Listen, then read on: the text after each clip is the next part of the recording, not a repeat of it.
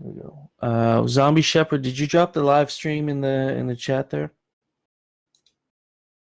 Is that already down there? Yeah, nice. GM everyone.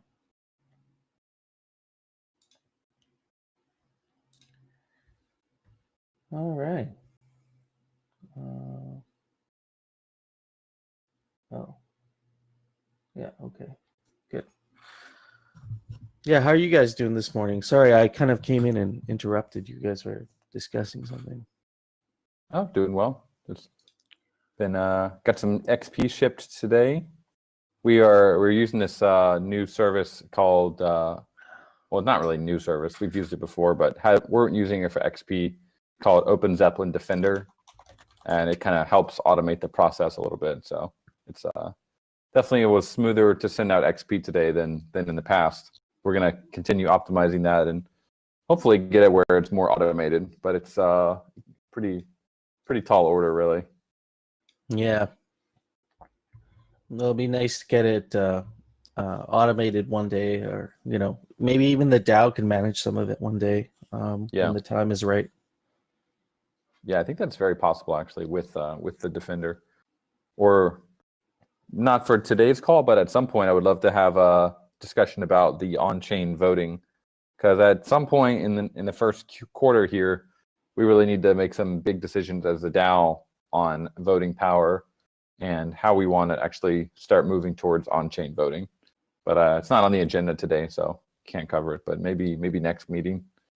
Yeah, for sure. We'll put it on the docket. Right on. Sounds good. Some people are saying they got their XP. That's awesome. Okay, so if you guys are watching the live stream here, kind of we're going to try and work off a template here moving forward for the rest of the year. And so the Miro template will just kind of be like aesthetically, everything will look the same, and it'll also be easier for you guys to keep track of where we are on specific issues. And so if you look over here, Hardcore and I, we've put together a legend. And so we're going to try and stick to this format. We're going to try it out for a couple weeks. We're going to see how it goes. And we'll get some feedback from y'all in a couple weeks and see if this is working for us. So basically, we're going to have these different shapes here kind of representing different types of media formats. So if you look around on the Miro board, you'll see green circles. These are references to audio recordings. If you're looking at the yellow circles, you're looking at text, like text references. And then if you see like a red circle, that's most likely going to be like a recorded video or something. So these are just some things you can click on the board to add context to any conversations we might be having. And then the other part of that is you'll see these shapes here. We have some triangles, we got some arrows, got some stars. And what these do, we've labeled them so you know what they mean. But basically, when we start with an issue, it's going to show up in a square, just the text boxes you're all used to seeing. We're going to discuss the issue. If we don't really come to a conclusion in this discussion, just so we know, we discussed it, but we haven't really actioned anything on it. We haven't actually moved on that item. The next week, you'll see a yellow triangle next to that item, and you'll know because you'll see the yellow triangle. We've discussed it already last week. The discussion has already begun, but we now need to actually do something with that discussion. And so it'll be a way for us to look at what we've discussed and what we haven't really actioned. And so, every time we introduce a new topic, it'll come up as just like the regular text box that you see. And then, the subsequent week, that same topic is going to have a yellow triangle next to it. So we talked about it last week. And we'll try to actually link audio and other previously recorded content to that segment as well, in case you missed it. And then you'll see these triangles. These arrows. One of these arrows says PC in motion. One of these has DAO in motion. And so we just kind of wanted to separate a little bit the things that DAO is working on and the things Pixelcraft is working on that maybe we need an answer on so we can move forward with a specific topic. And so just to separate those two things. And then, of course, stars. Stars are when things are done. So when the DAO ships something, we've discussed something to the point where the proposal passed, we've shipped the whatever we discussed, it's going to be a star. Same thing with Pixelcraft. When we've come through, we've discussed an issue, we've actually moved past the actionable phase, and the item has been resolved or it's been shipped, it's going to be a star, and we know that we can put that topic to rest. And so it'll give Hardcore and I a method to filter out topics throughout the weeks and chain topics together. So as we move from something that's been discussed to something that needs to be actionable, we can actually keep track of that. So that's part of what this legend is going to be, and we're going to experiment with it. We kind of made it simple to start. And the other thing you'll see is above each topic, you'll see stickies. And we encourage you, we want to kind of move away slowly from me referencing the chat all the time for taking your questions. I don't mind doing it, but I think what happens sometimes is during our discussions, some of the questions don't get answered, or some of the concerns or whatever, they might get missed because it's a lot to keep track of while you're actually doing the stream. And so you can you can just pick up a sticky. They're right at the top there, and you can actually type your question in, and I'll make sure I keep an eye on the Miro board. And if I see your question pop up above that topic, I'll know to address your question right there. So that's going to be something that might take a little bit of habit building for people to start using, but I think we could be really productive with that, and also make sure that all our questions and concerns are getting documented on the Miro boards. So yeah, exactly. And we've labeled that right here. Put your best ideas, comments, and concerns on notes. So that's going to be our template format. Shout out to Thrax for doing the DAO brand kit. So we're gonna try and keep everything uniform here. The newsletter, the live streams, the Miro board. We're gonna try and keep everything aesthetically looking similar, and so it's all coming from the DAO. So these are some of the things we're gonna kick off the year with, and I'm excited to see how effective these things are. I love it. It's very fun, very playful, as DAOs should be, right? We don't want to feel like we're at work. We want to play with magic internet money. Absolutely, we want to create that vibe. And so, why don't we kick off our DAO meeting? Oh yeah, and then we'll have our agenda every time here on the left-hand side. We decide to keep that. So that's always going to be there, but you guys are used to that. We've always had that there. And then, of course, we'll always kick off with old business. So why don't we go in and do that right now? And then, we'll get into the agenda for today.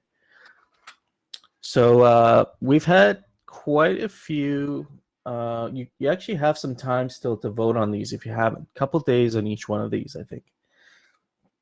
But the Agate 51 revote for re-election for the DAO multi-sig signers, that's almost wrapped up here, and so it looks like we will have for the 9 signers, we'll have no futuristic, no notorious BTC, and of course, unless the tides dramatically change, but I don't think that'll happen. But no futuristic, notorious BTC, Kakusho, Maxi Crouton,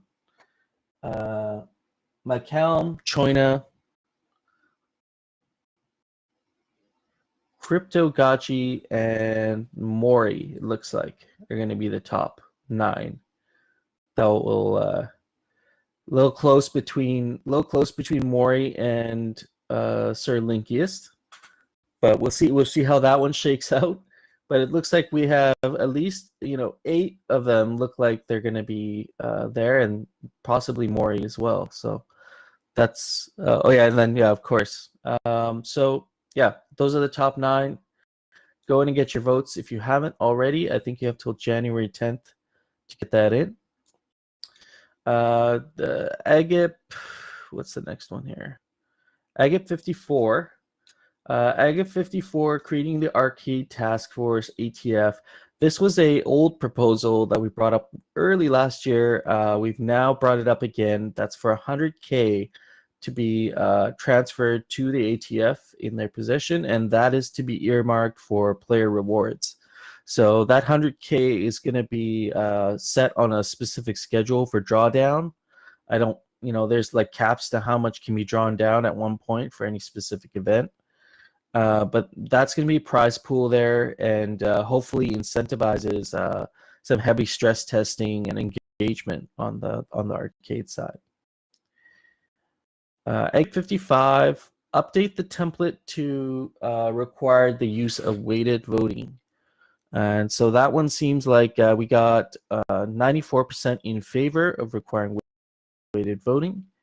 And so that's already met quorum at 9.1 million. Agate 56, funding the Alchemica spending competition. This was based on the Gotchi board developed by Mark, and that is 85% in favor of and has met 9 million quorum. You still have 2 days left to vote on that. Last one here, establish the core framework guiding the wearable release. So it's a forged proposal. And so this, I think Mikey J will be in the house here today, GM, to actually give us a breakdown on the core framework, and we got a segment dedicated to that today. So current results, 96 million in favor of, and has not met quorum rate yet, but I anticipate it will. You still have 4 days left to vote on that. So that's your old business there. So new business for today. Why don't we quickly just go through the agenda and then we can run through it again. So we got the Agate 51 election. This is just a summary of the core prop and what the terms are basically. And below that you'll find, actually this is something I didn't mention earlier on during the legend. Below each of these topics you'll find more context. So if you want to see conversations, if you want to see linked materials, they'll usually be plugged right below the topic that we're discussing. And so yeah, that's the Agate 51. We'll just briefly go over that, but you're welcome to just read this and get the gist of it also.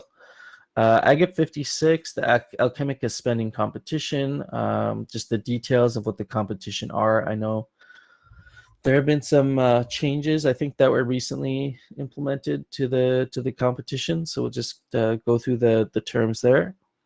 The core framework release by Mikey J this morning, and we have some materials that they put together for that. The second round of VRF rules for parcels. This was a conversation, I think, brought up by Dr. Wagme in the forums, and so maybe just want to briefly discuss that and get people's opinion on that one. I put together this from last year, so the 2022 funding summary. So all the funded projects and grants that the DTF funded, all the funded bounties, and funding summary for unfunded grants, projects, and bounties. I'm anticipating I will be putting a proposal through just for that, just to tie up our loose ends. But we are going to be moving to hopefully moving to a executive committee model, a group of people that are hired by the DAO that can actually execute on high priorities of the DAO. So, and also vetting proposals as well is going to be another big one. So, yeah, we can discuss that in detail there as well. Last item, if hopefully we have enough time to get around to it, but I wanted to discuss the Gotchi Lodge, 2023 Gotchi Lodge, ETH Denver.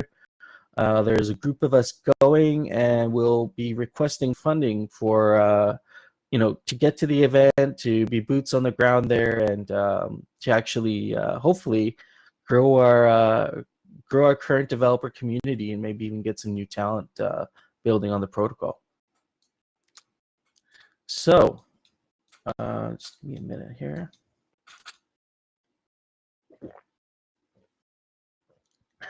All right. Let's kick off with the Agate 51 election. We don't really need to go into detail with this because we kind of covered it, I think. But basically, these 9 people who have been voted in, for anybody who hasn't been following along, these are going to be signers for the Aavegotchi DAO Foundation's multi-sig. And so all 9 of these members are going to be doxed, so the ones you saw in the election there, and they'll be signers of the Treasury multi-sig, which will be a 5 out of 9 multi-sig to execute any orders. It is a paid position starting at around 8,000 ghosts per year, paying 2,000 ghosts to each director directly from the Treasury multi-sig every 90 days. The board acts as the executor of the DAO's wishes, so they will not be making decisions on behalf of the DAO. They will be simply, signing off the transactions of what the DAO has voted for what the DAO has voted on. If individual directors disagree with an action of the DAO, they can choose to resign, but they cannot vote or act against verified on-chain AGIP's intent.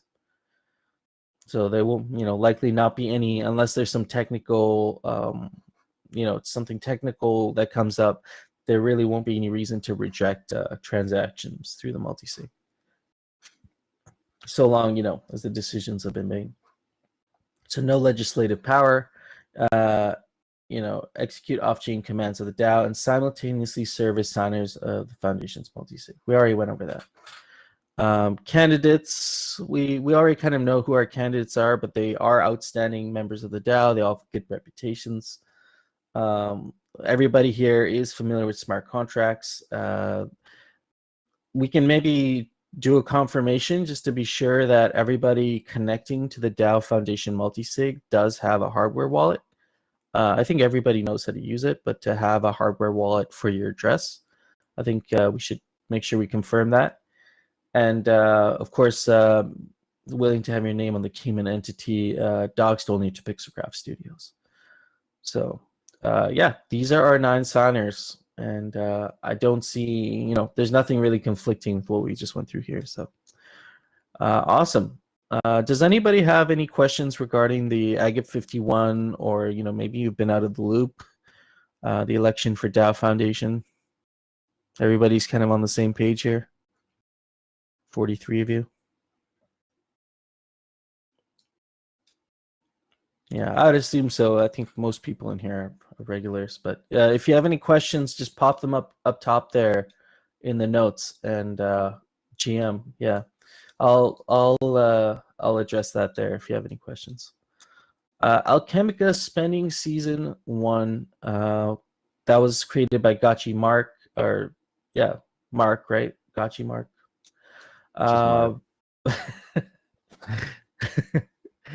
Gotcha. Yeah, so 80,000 ghost prize pool consists of 4 rounds, and each one being 1 week, and each round has a prize pool of 20,000 ghosts. And so I know I think the initial version was top 20, and now it's the top 50 ranked in each round will win a prize as shown on the scoreboard. And each round is ranked is measured in total spent in FUD. So,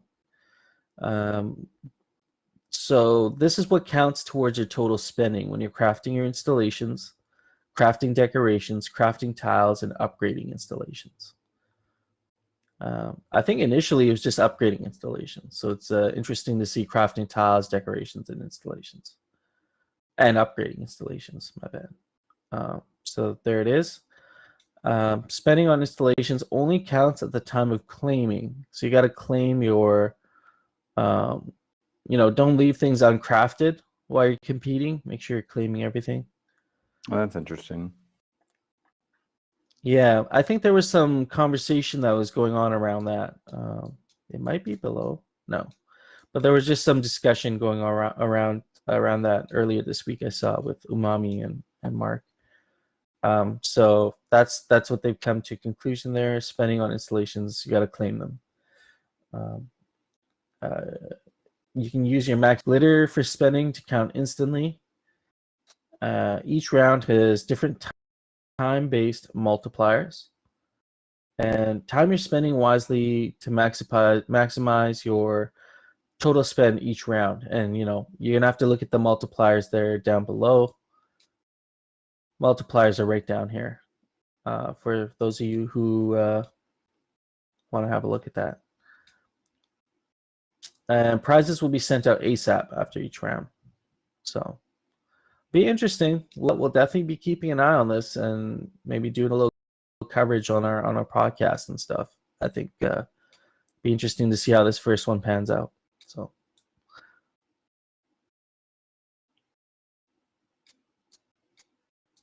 So that's interesting. Maxi Crouton asks, does removing the installation reduce your score? It does not. So that's maybe that could be added to the rules. That's a little bit important, I think. People might have a strategy in a single week. Yeah, sure. Come on up. Yeah. Alpha strategy leaked. Come on up, sir.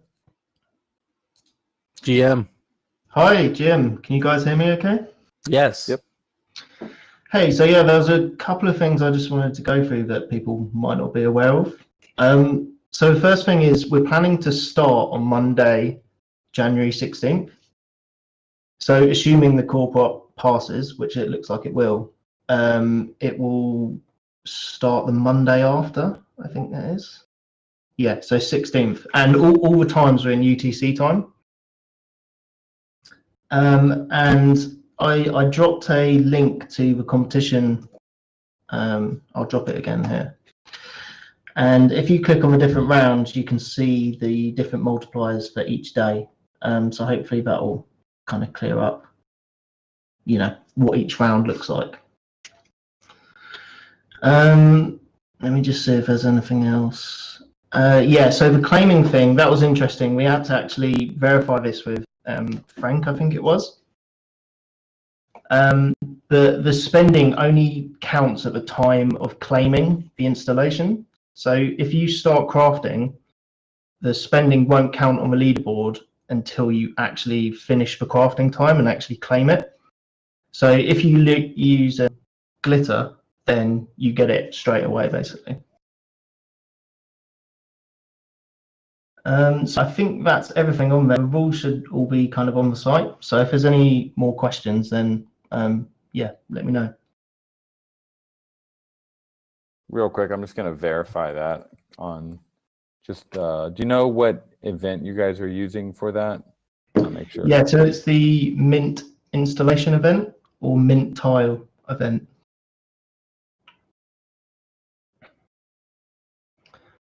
So I think, let me just find a link in the Alchemica chat.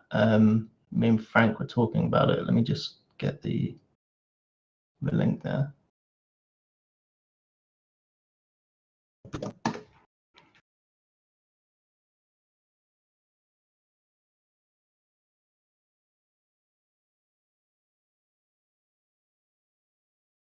Yeah, I'm just verifying here because there is.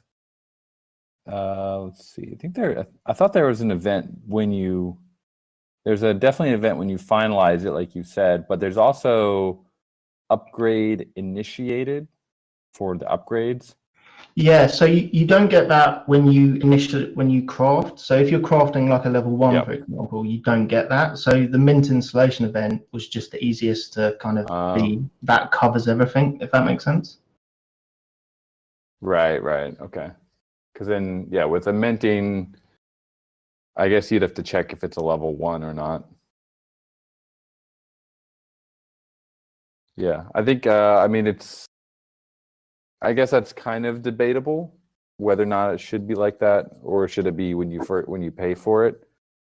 But yeah, so we had a bit of a debate around that, and it seemed the only kind of advantage you would get, because if you're upgrading from, say level 1 to level 7, you want to get the spending for all of those upgrades. So you kind of need to use glitter to get that in.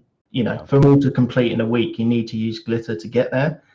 The only advantage I guess, would be if you had a bunch of level 8s, and then you could kind of start crafting them a week or a load of them like a week ago, and then use glitter to finish them on a certain round. But it's pretty kind of edge casey, and I don't think there's much advantage to be gained from doing that, really, because you're then losing all the spending from, you know, level 1 to level 8. Yeah, that makes sense.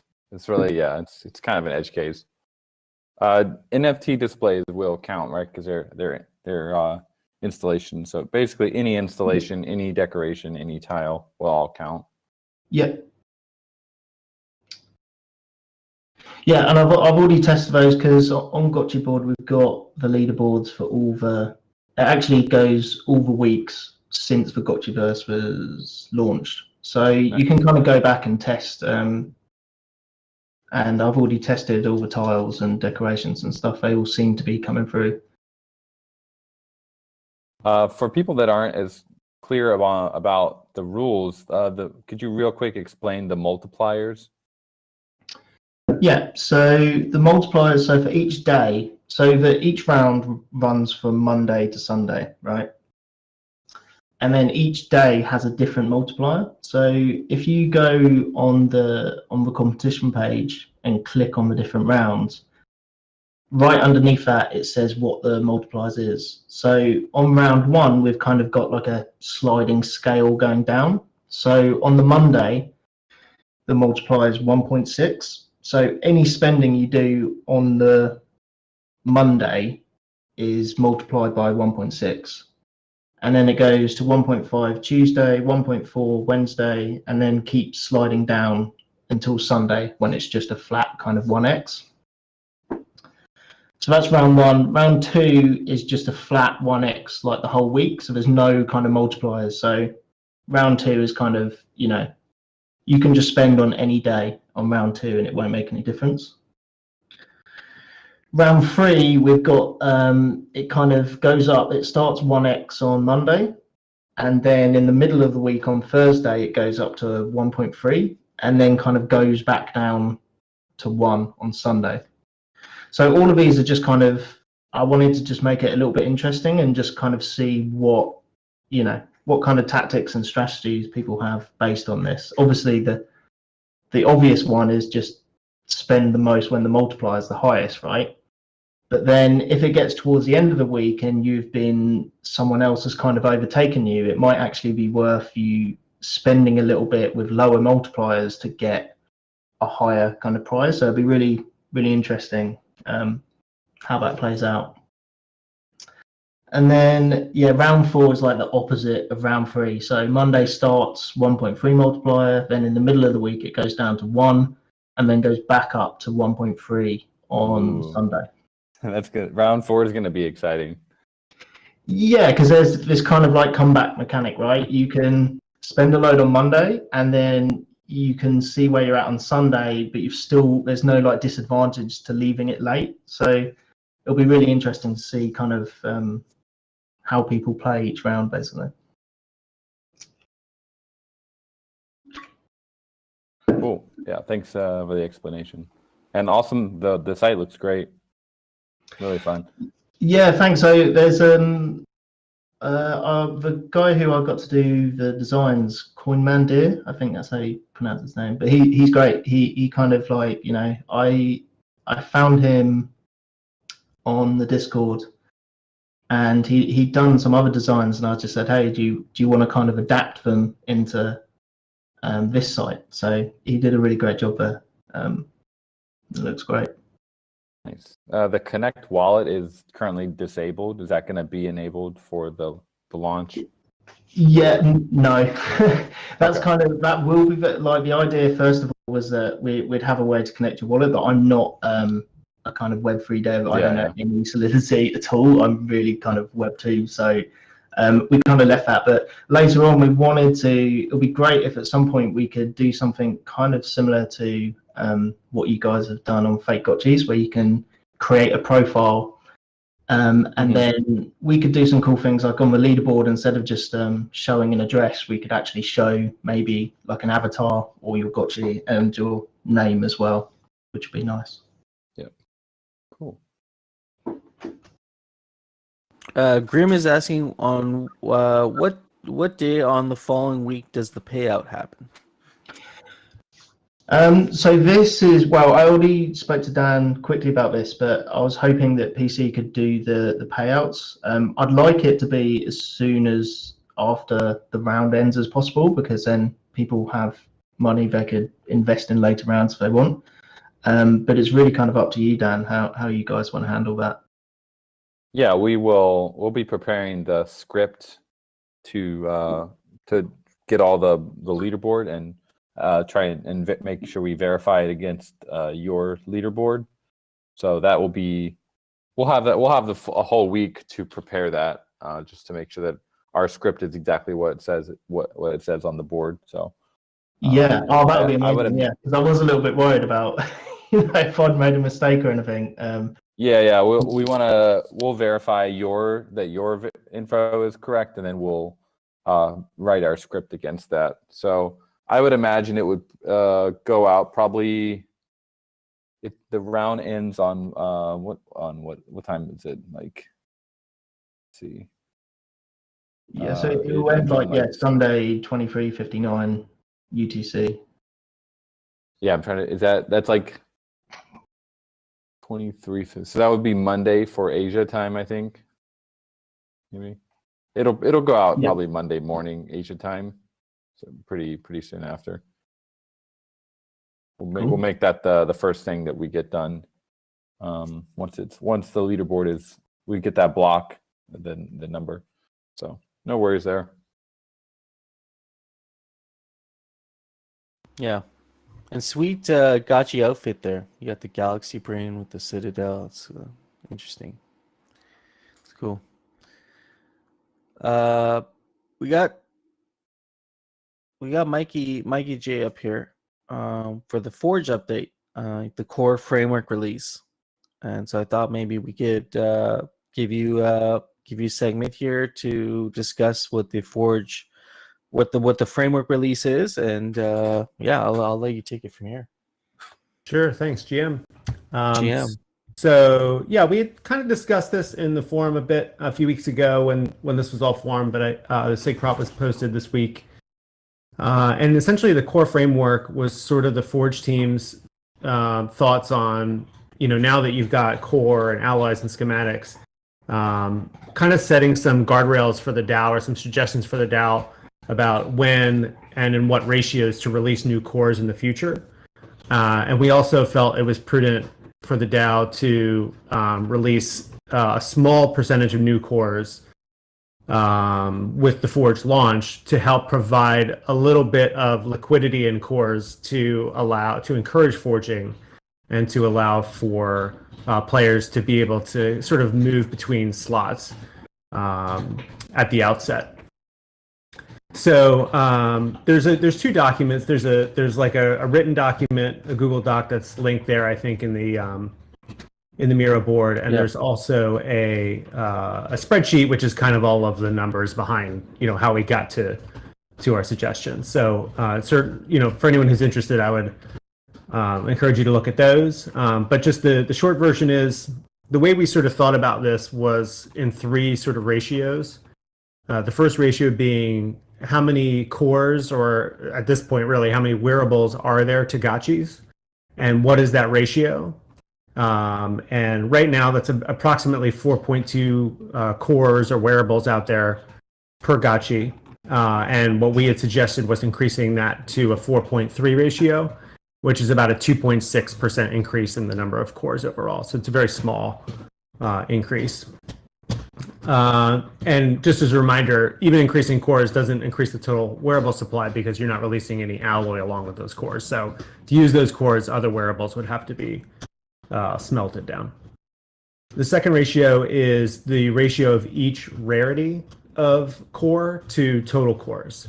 And so the idea here was we measured what currently exists, and So you have, common is 47% of cores, rare is 15%, mythical is 2%, so on and so forth. So we measured those and sort of recorded those for posterity. And our recommendation was not to change any of those, to maintain all the rarities exactly, pretty close to where they were. And so the idea here moving forward is that our suggestion would be for the DAO to kind of respect the existing ratios of between different rarities. And then the third ratio was the slot supply to the overall supply. So this is where things, over time, it's a little bit inconsistent in between the rarities. So, for example, common pets are very rare compared to all other common items, but godlike pets are not particularly, are much less rare compared to other godlike items. Similar for different other slots, like common body slots are less than, it looks like, I don't have the exact number in front of me, but say about 20% of all common items. But uncommon body slots are like 30% or so. So there's kind of big discrepancies between the different tiers. And we thought that was, something that should be looked at, because what happens is you have different players who are trying to progress up the tiers, right? To replace a common body with an uncommon body with a rare body and work their way up the tiers. And so at least thinking about moving towards a standard system, whereas within each tier, each slot has a set rarity. And I think it does two things. It helps that player progression. And then secondly, it also gives players assurance of what the rarity of that slot is likely to be in the future. So regardless of what the DAO wants to setting some type of idea for players to say, hey, pet slots will always be this rare compared to other slots. Hand slots will always be this rare compared to other slots. I think will really help players make purchasing decisions and add confidence to the market. So again, we looked at what was currently there. And this chart, I think, is in the Miro board. And what we did was then we tried to kind of look at numbers that might make sense, that were close to the current numbers, and that kind of respected, for example, right now, that pets are 4% of the overall supply. We're suggesting that to be 5%. Face is 7. We're suggesting you go to 10, so on and so forth. So you can see that. But the idea here is really not that these are magic numbers, but that by putting some framework in place, it just gives the DAO some direction, so that when it is time to release new cores, when there's new gotchis in the future and the DAO votes to release new cores, that there's sort of a plan for doing so. So it's not like investors are being surprised when the time comes, so that we don't all of a sudden have way more pets or way more eyes slots than we used to have, and everyone says, "Oh, I thought eye slots were going to be really rare," So it just kind of gives some confidence, I think, to players when they're making buying decisions. So that's the core framework, and certainly open to answer any questions about it. Are there any areas that you guys are not happy with in this framework? I guess it would be a good starting point. Like, what are the areas that you internally still had some discussion on, or you think were not right, or were there any areas like that? I think there were. So we did two iterations of this. So the first iteration we put out there to the community, we got some feedback from some people. The overall feedback was our initial target of number of cores. There were some people who felt, and also some people in the Forge team who felt that it was too much. So we dialed that back. And then we also had I think we had the pet face and eyes in our first iteration all at kind of the same, all around 7%. So pets and face and eyes were all of similar rarity across the board. And then again, we got some feedback that it would be, some members of the community thought it would be good to kind of keep pets codified as the rarest slot overall, which we agreed with. So we changed that. Those were kind of the two biggest points of discussion that came up. Yes, it's really great. Very, very well thought out, and kudos to you guys for putting the effort to do this. Awesome. Thank you. Great start. Yeah. Thank you for sharing. and very insightful to see the changes here, and I think long term these are going to be great, great changes. I see Dr. Wagme up here. I just want to say GM. Is there something you wanted to cover regarding the this core framework here? Otherwise, while I have you up here, maybe we could talk about just the kind of the vision here moving forward for how we see possibly the DAO having a not the DAO but the DTF or the DAO Executive Committee having a specific structure. Get into that also. Sure. Yeah, we got a lot on our plate today. It's always tough following up Mikey, the smartest guy in the team, but he did a great job outlining everything, and huge kudos to him and the huge amount of work he put in. Just from a DAO perspective, like if we want to sell new cores or if we want to sell Alloy, we need a SIG prop and subsequent core prop to do so. That kind of updates that framework document to say this is what we will be selling and this is why, and these are the target numbers that we're keeping. So just there won't be any surprise releases. It'll have to go through the DAO first. As far as the DAO exec committee goes, this has been a huge work in progress for, I don't know, months, I guess. And we're trying to figure out a way that we can have some infrastructure for our DAO to be productive, to hold each other accountable, to compensate people that are contributing meaningfully. And we're trying to think about what is most important to the DAO, like how can we have people in roles that can execute what the DAO wants, and how can we free up bandwidth from Pixelcraft, like move more towards decentralization, and then advance the protocol. So that's a lot to do, and I think to execute on all those things, we probably need a couple people in dedicated positions to do that. I know I'm interested in taking on a role. I think Mikey J has repeatedly proven how valuable he is to the community, and would love to see him in a role like that. I know Hefe, you're hoping to stay on, and reaching out to a couple other people in the community, a couple other people on the Forge team, if they would be interested in that. But I'm interested in hearing kind of from the community, like what they would think about a big hired team coming together as the DAO executive committee that would essentially execute on what the DAO wants. And the framework, I guess I shouldn't use the word framework, but the DAO org chart that we've worked on really kind of helps outline kind of how we're thinking about this, what those roles entail. And it's worth opening up to discussion, or happy to answer questions on your thoughts on it, Hefe. Yeah, absolutely. I think one of the questions, I guess, and we plan on really drilling down like on our values. We talked about mission statement. That's something we definitely is on our priority list. Something we'll be looking at over this month, and getting that like set in stone. I think, from my perspective, it seems like we're at a point in the DAO where we're faced with a path, like two paths that we could take.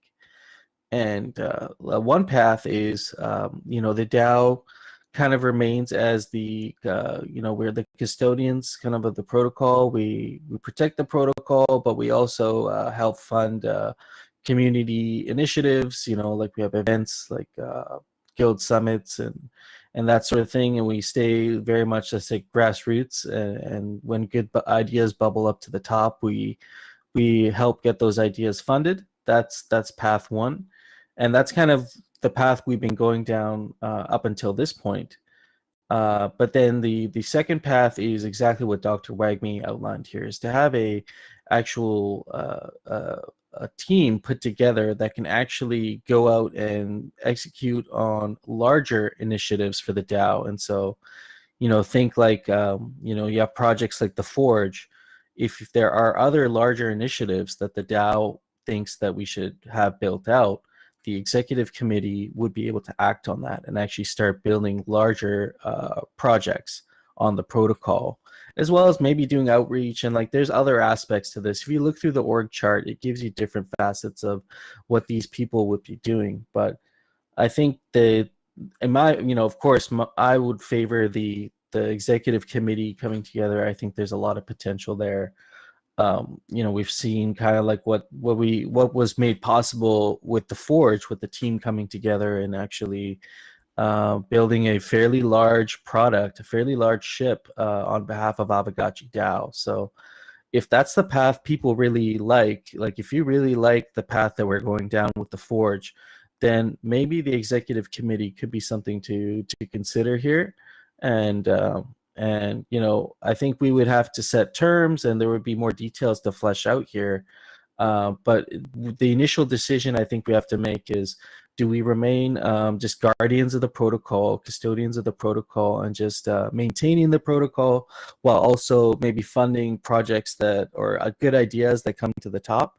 Or do we actually want to have a more structured mindset where we're actually voting quarterly on objectives that the DAO wants to execute on? And like Dr. Wagner said, have this, the A team come together and actually execute on those things. So I think that's a discussion we should have just to kick it off, is what do people think? What path do you think the DAO should be taking, moving forward in regards to funding projects and community initiatives?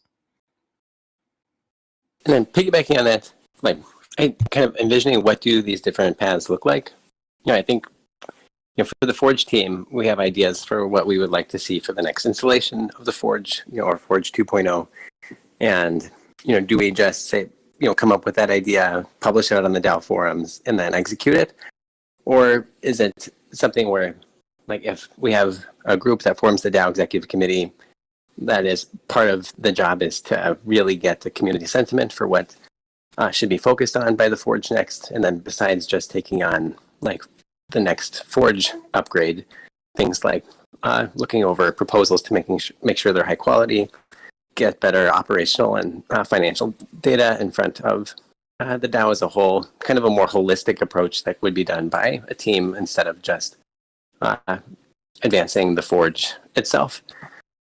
So I think that's a big choice we have to make, and I think it's a little bit more expensive, right, to have a dedicated team to take control of, not control, but to help oversee and move the whole DAO forward. Or do we like how things are going with just kind of having like contracted work where a group that's really excited about the protocol can advance it when they have the bandwidth to do so? I have a couple little things just to add. So, one thing is that I think I made this observation in a forum post a while ago, but sometimes my personal feeling is that the work in the DAO, our solutions tend to, I think, sometimes go a little bit wide and sort of shallow rather than going really deep into a topic and spending the time and getting together the expertise and the team that's necessary to really do all of the work to do a good, complete job. I think a lot of times it's much easier because, we're all just here trying to coordinate as we can and not getting paid on a regular basis, just sort of cobbling together what we can to solve whatever the problem is of the day. And I think having a team that's kind of on retainer to really do deep dives into issues, I think could be very valuable and allow the work product, to be really, to let the DAO put out a better work product. And then my other thought, which wasn't really expressed in this org chart very well, but I would think if there was a team like this, there would be definitely a feedback loop between the DAO and the executive committee in terms of what the priorities are that the executive committee should be executing on. And so, that could look like something like a quarterly weighted vote where there's sort of a list of initiatives and priorities, and the DAO sort of sets those priorities. And, we have kind of like a critical 3 priority type system where the DAO sort of sets the priorities, votes on the priorities that the executive committee should be working on, and that way the executive committee can make sure that they're executing on the things that the DAO on the DAO's wishes. And then that also gives the DAO a way to measure the performance of the executive committee. Can look back and say how well did they deliver on these priorities, and to take that into account and to be able to hold those individuals accountable. Yeah, I'm thinking through the different DAOs, the major DAOs that do exist right now. There's like Aave DAO, Sushi DAO, and there's things like DXD DAO. There's a lot of different models. I'm trying to think which one do you guys think is the most successful as a DAO right now? Besides us, because we're one of the biggest DAOs in the world, so we're doing something right. But are there any models that you guys think have done a really good job at what they set out to do besides Aavegotchi?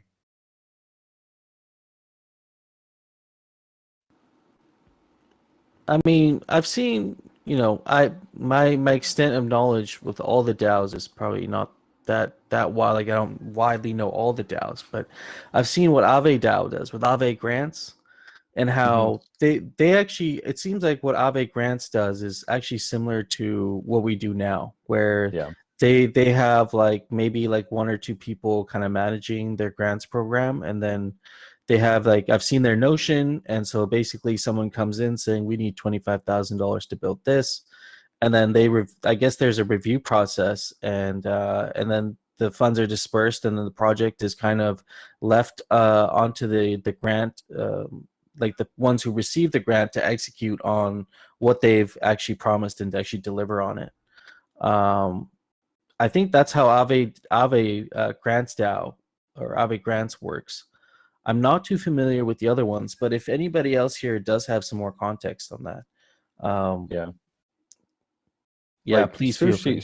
Sushi DAO is another big one. Obviously, when I think of Sushi DAO, I think of kind of dysfunction with their various executives that they've brought in. They've had like a couple different CEOs that were brought in to like build the protocol and the decks and all the different tools. And there's been a lot of dysfunction there. So while I think there definitely is a path forward to have some form of kind of an executive team, we do need to be careful that accountability and just this kind of different power hierarchy in a DAO can lead to a lot of dysfunction. So we need to be very careful with how we handle it. It's a great power and great responsibility to have kind of that title in the DAO. And I've seen just there's been like 2 or 3 Sushi DAO CEOs that have flamed out. Just there's been all sorts of controversy around it. So definitely not something I would want to bring into that kind of energy into Aavegotchi. At the same time, we do need DAO leadership. So it's a bit of a chicken and egg situation. But there's got to be a way to move forward with that. I think that I agree that the Aave Grants DAO model is pretty much what we're doing without actually having an official Aavegotchi Grants DAO. And I like the way that the Forge kind of organized itself organically and had a clear plan of what they wanted to build and are now executing on that. So that, I believe, is testament that the kind of the grants model can work for the DAO. We don't have to have an executive kind of listening to the DAO, like an executive team, listening to the DAO and looking for a team. A team can organize itself, and they can do multiple votes like they've done in the DAO here. It is quite a bit of legwork, though, to be able to get through that process. So maybe having a sub DAO that handles more of the funding would be like a great place to start. And on that team, they would need to have certain members that are able to evaluate the work that's been completed properly or not. But if we say this is going to be the whole DAO's executive team, I think that there's something a little bit strange about that it's a little bit paradoxical to say this is the executive team of the DAO, which is I think kind of why Aave Grants DAO did what they did, where they spun off a sub DAO and they gave it a budget. So I think that could be one way we could move forward as well, just having kind of a sub DAO, a spin-off DAO of Aavegotchi that has the mandate of the DAO, has a budget, and is accountable to the DAO, but at the same time, no one's saying like this is the executive team of the DAO. We're going to be making decisions on behalf of the DAO, because that's a lot of power. Yeah, I think maybe a modified version of what we have here is maybe combining what you're saying with the sub DAO and have Aavegotchi grants DAO, and then maybe we have 0.3 leads. Like we have a community lead, we have an operations lead, and we have like a technology lead or something. Just because you need probably a couple people at the helm, you need some form of leadership at least, even if it's not executive decision making. Maybe it's more like DAO based decision making, where we're actually voting on initiatives and kind of what Mikey J was saying with the voting on quarterly priorities within the sub DAO. But you would still maybe want, like in my opinion, I think it'd be beneficial to still have like a couple leads that are able to actually guide discussions forward, or provide some data-driven kind of analytics behind a specific initiative, something like that. I do like the idea of a sub DAO actually, sub DAO funding group. But kind of curious to see what everyone else thinks about some sort of a hybrid model where we actually, maybe it's not an executive committee, but it's still, maybe you have some leads that are part of this sub DAO, and then of course everyone in Aavegotchi would be eligible to be part of that sub DAO. I guess one of the ways I've been thinking about it is like less exec committee and just having like on retainer DAO dev team that can execute in a more organized way.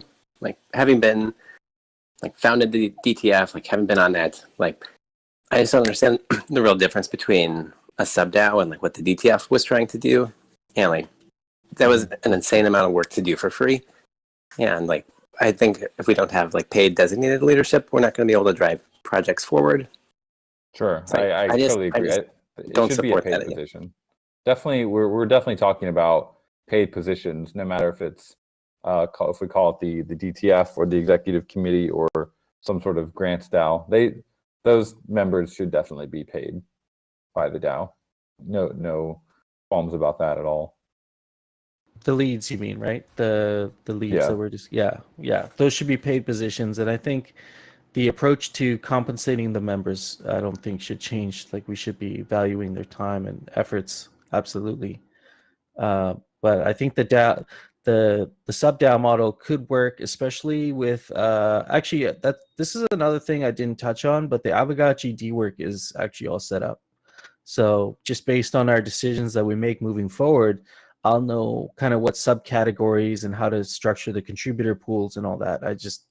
I haven't done that part yet, just because we have to make this decision first on how we're going to approach this, like DAO governance, or sorry, funding, just funding for the DAO from the DAO moving forward. So I like the idea about the sub DAO. I think we do have a thread. We have a couple threads going on this in the forums as well. So like definitely provide your input, and we should discuss amongst people who are interested in maybe some of these lead roles, what the budget could possibly look like if we were to, however we decide to structure the group, if it is a sub DAO or a committee, what would that budget look like?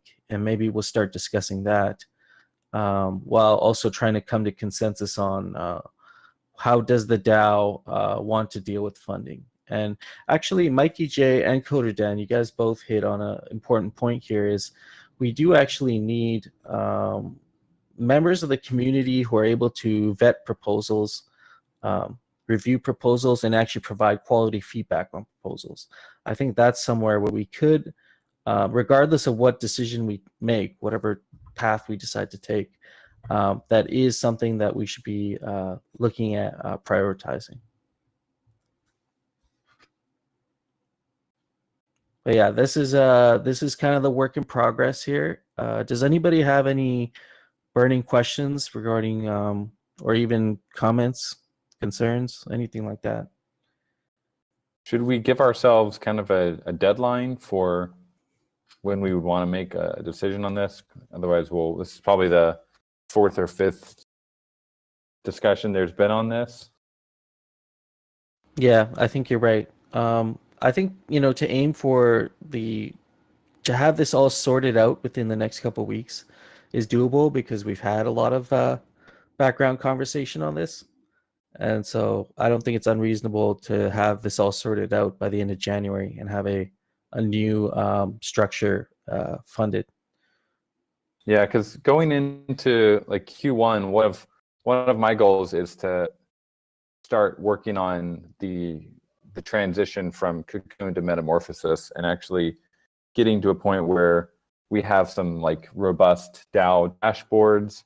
We have on-chain voting really is where we need to be, but there's a lot of legwork that needs to be done before that. So that could possibly be, I don't know if, how we would want to structure it, but it would be great if there were community members from the DAO that would be working on those different aspects, like some smart contract work, documentation, front end probably. Just like there's a couple areas where I think it would make sense if the DAO started working on those areas independently of Pixelcraft. We can obviously guide and advise, but I think we're getting to a point where the DAO is able to start handling some of its own affairs, which is super cool to see. If we were to do a grant sub DAO, would you be okay with us like kicking off our own Discord server with our own like kind of our own area to basically discuss fund proposals, like have it become its own kind of entity, its own thing? Yeah, I mean we do have the DTF. That server isn't super active. I personally have been wondering, should we have an Aavegotchi DAO server, or should we just keep everything here? We've gone back and forth on it a couple times. Most people seem to think it's okay keeping it in this server.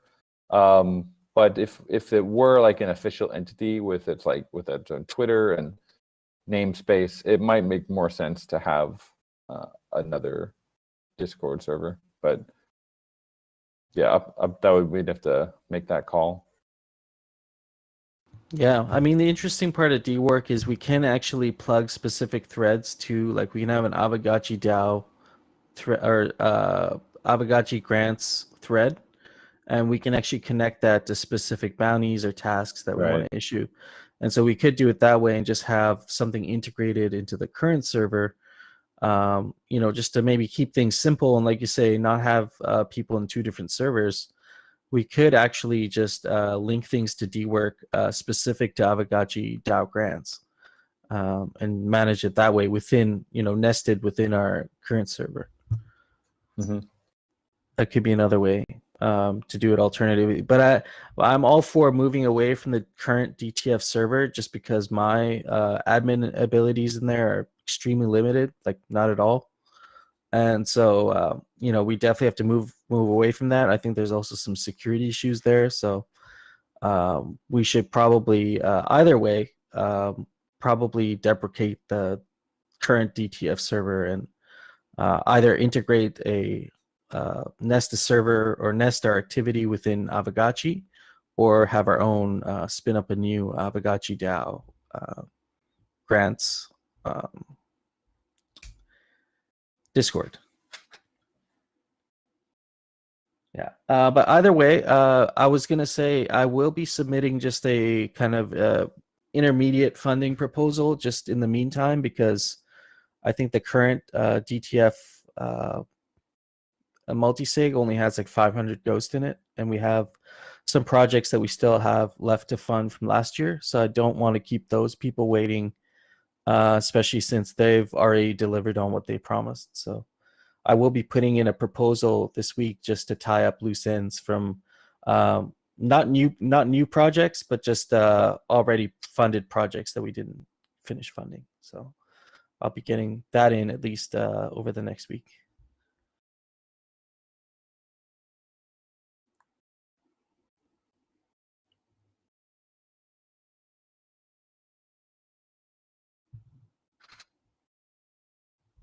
Cool.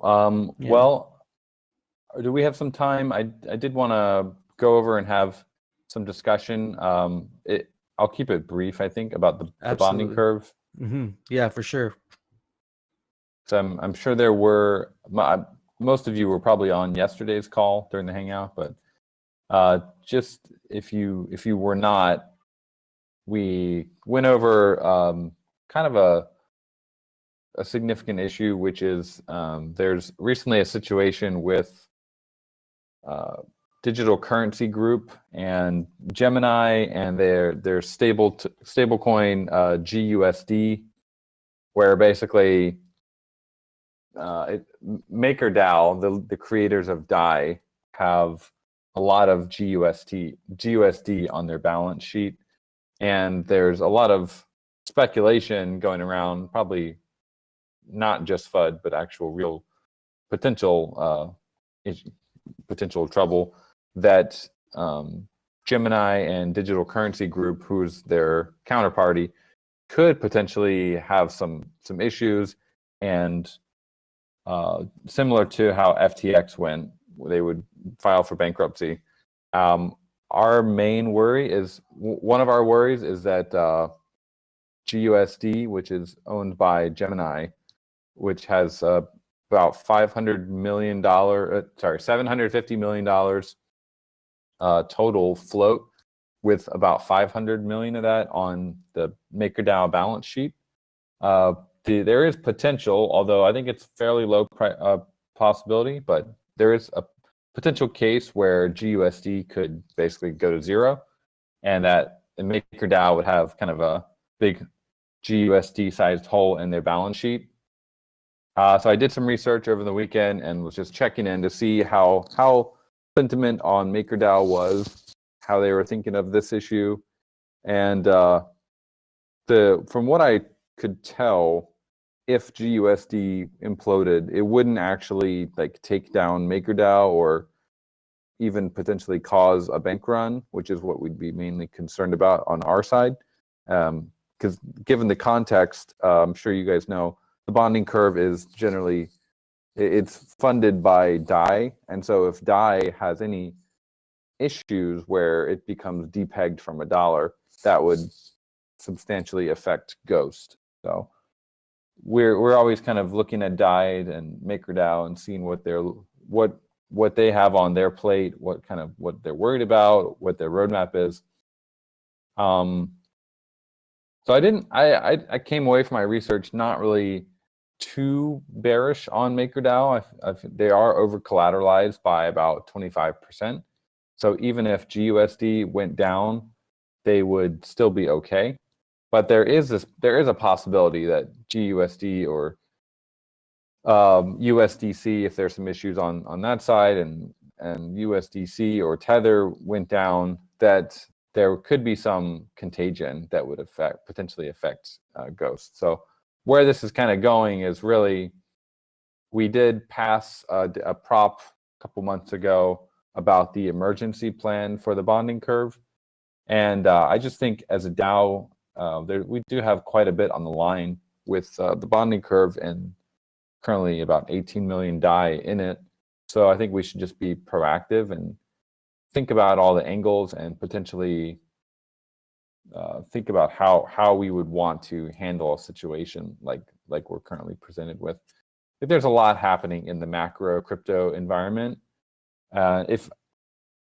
from what Golden Cross and I have discussed, we kind of think if we can make it through the first half of this year, things will probably cool down a little bit. But there's a lot of like FUD out there right now. There's Binance is getting investigated, Huobi is getting investigated, like Digital Currency Group might be going bankrupt. There's a lot of macro FUD on the horizon, and so we're fairly conservative guys. You guys probably know that. So I think it's worth discussing. Should we preempt this kind of emergency plan and actually think about being a little bit more proactive as a DAO?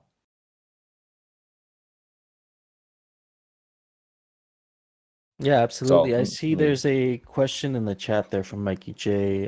What's the difference between DAI depeg and the protocol turning off the bonding curve? Would there be a similar type of impact in both these scenarios?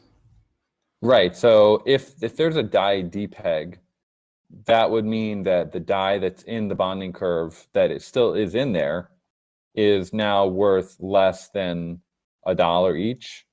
And so if the curve is that would mean that if we turned off the curve and withdrew that DAI and converted it to, let's say, USDC, that we would get less than $1 for each of the DAI, which would definitely lead to some ghost repricing, and it would just be a bad deal for the DAO. So we don't know how fast a depegging could happen, right? We kind of all saw how fast UST depegged. It went from $1 down to 80 cents, down to basically 10 cents, and then 0 within a weekend. So these things can move pretty quickly.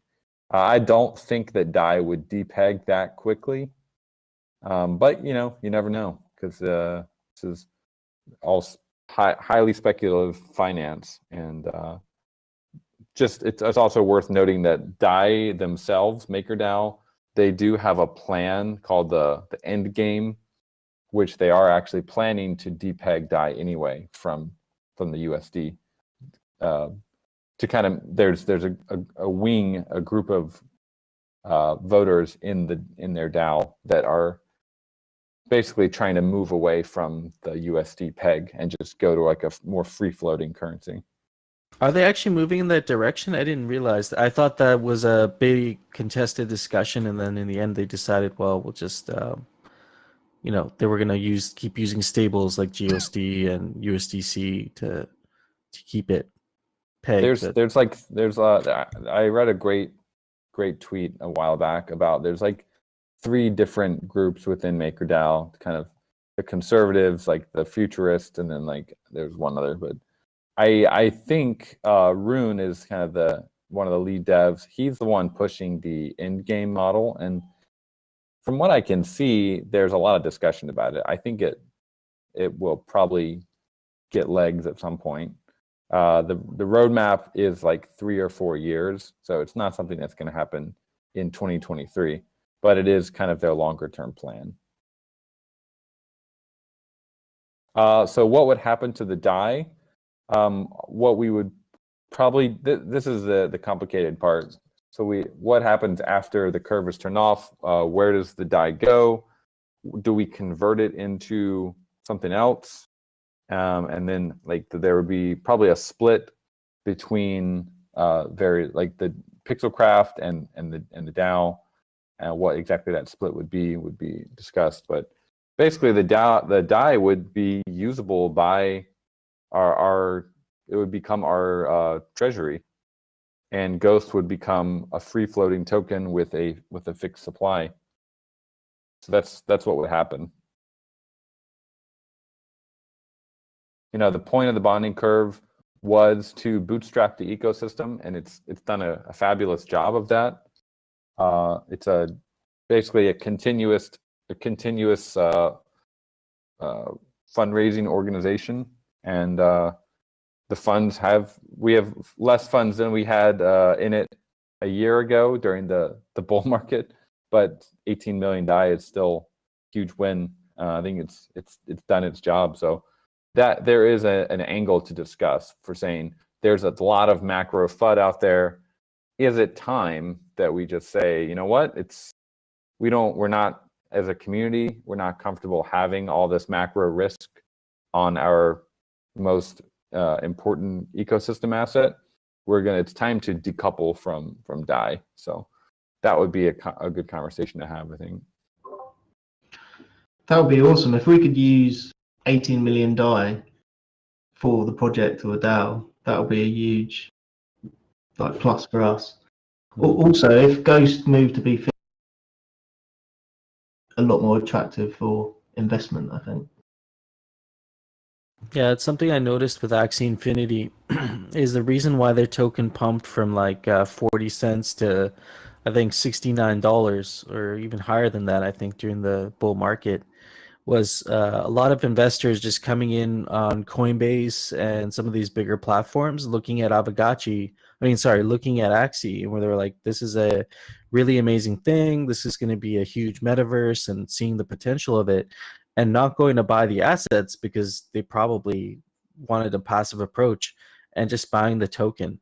And in buying the token, they help the price, right? So I know we're not supposed to talk about price here. It's not really our objective to like really design around affecting the price, but it just could be another positive effect from the great work that we're doing in our ecosystem. If we keep doing what we're doing and we're topping the leaderboards in terms of DAO activity, we have like we have presence on social media. Like we're gonna have some IRL presence here pretty soon, or we have been with Aavegotchis even. I think there's like the next few years of us building this out is gonna look really good for us and really good for enticing for investors too that might want to come in and passively get some exposure to Aavegotchi. So that's just my take on it. But of course, that's not the focus. There was Mikey J. You mentioned there was a contingency plan already put in place in regards to the end game that you were talking about, Coder Dan. And I think our plan called for basically turning the DAI into USDC and then turning off the curve. What are your thoughts on that just now? Thinking about where we're at with the war on stablecoins, some of the FUD. What are your thoughts on that plan that we voted on, I think a couple months ago? Yeah. I do think that USDC is, I think that Tether is also a decent option.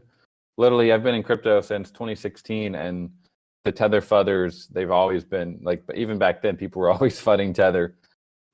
This might be the year, maybe they're right this year.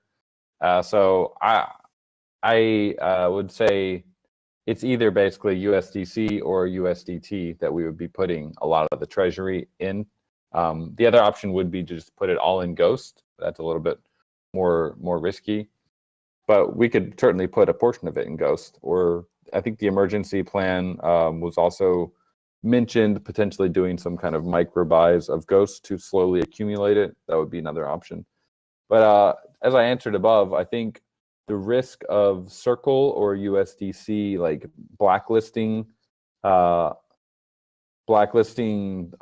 DAO or Pixelcraft is pretty low. So really, the main concern would be, is USDC going to maintain its peg? And I think it probably will for a while. I haven't really heard too much FUD from the Circle side. So the main concern with USDC on MakerDAO and DAI is that DAI is primarily made up of USDC. And we would be worried, I think it's like 35% of their vaults or something are USDC based. So we would be worried that Circle would actually get pressure from governments to essentially do what they did to Tornado Cash and just like torpedo it and put it on the blacklist, and then no one can use MakerDAO anymore. So that would be the worst case scenario. And if that happened out of the blue, just like it happened to Tornado Cash, then that would trigger a bank run on MakerDAO for sure, 100%. So the GUSD is kind of small FUD, but the bigger FUD would be what happens if USDC blacklists MakerDAO. That would not be good. And we saw how quickly that happened with Tornado Cash.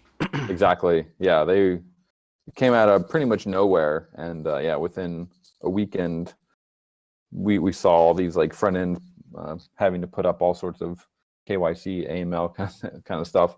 It can happen very quickly. So that's probably one of the biggest threats to our ecosystem at the moment, is the fact that we are so tightly coupled with DAI in terms of Ghost.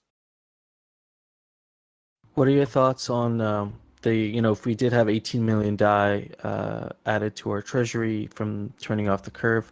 What are your thoughts on the DAO owning, or maybe using part of those funds to own other assets? Bitcoin, Ethereum, Matic, those sorts of things. What are your thoughts on that? Yeah, like treasury management is quite important. You don't want to be completely in your native asset. So I think we would probably just diversify into maybe the assets that we know. So Matic, Ethereum, Bitcoin, probably not much beyond that. Everything Yeah. else is very, very speculative, but it wouldn't hurt to have a little bit of diversification. Yeah, just I'm not talking about turning the whole treasury into that. Just talking about the portfolio management or asset management. Okay, Right, 'cause, interesting. Yeah. Yeah, if we do keep it all in USDC, again, then we have some risk, albeit low, fairly low, of something happening. And there's also no upside, right? If the DAO buys Ethereum at kind of generational lows and it does well in the next bull run, that would be good for the DAO. So I think there's some form of minor treasury management, not going too crazy with it, but giving a little bit of upside to the DAO is probably not a bad idea if we have all that DAI. Yeah, absolutely. Okay, this is a good discussion.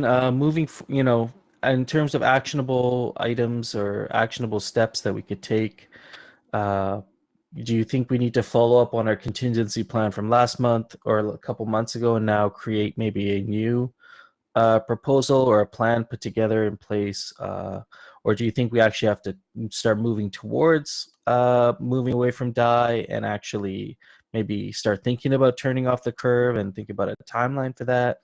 What are your thoughts on like actual, actionable things that we could do currently?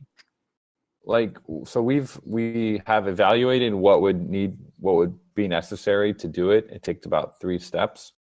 It's really just like the timing right now. Obviously, it's the timing is not great. We're not in a very healthy market in general.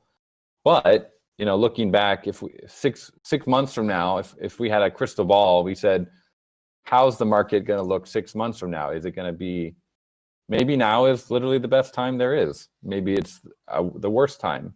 I mean, literally no one knows. So really, we should think about the risk that a potential MakerDAO blow up kind of poses to us, and